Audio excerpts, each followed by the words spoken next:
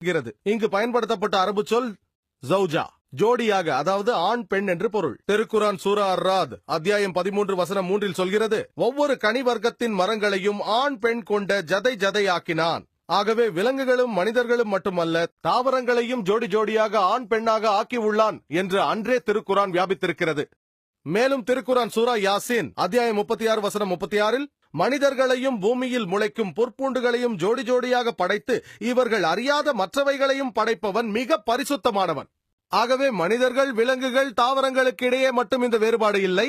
விஞ்ஞான அற்புதமான மின்சாரத்திலும் கூட ஜோடி அமைப்பு உள்ளது. இன்று நாம் மின்சாரம் அணுக்களால் அமைய பெற்றிருப்பதையும், அது நேர்மின் எதிர்மின் தாக்க கதிர்க்குட்பட்டிருப்பதையும், மின் அணு, மின் சுமையற்ற அணு போன்ற அம்சங்கள் இருப்பதை பார்க்கிறோம். திருக்குரான் சொல்கிறது, அவன் அனைத்தையும் ஜோடிகளாக படைத்திருக்கின்றான். உங்களுக்கு தெரிந்த விஷயங்களையும், உங்கள் அறிவுக்கு எட்டிய விஷயங்களையும், எட்டாத விஷயங்களையும்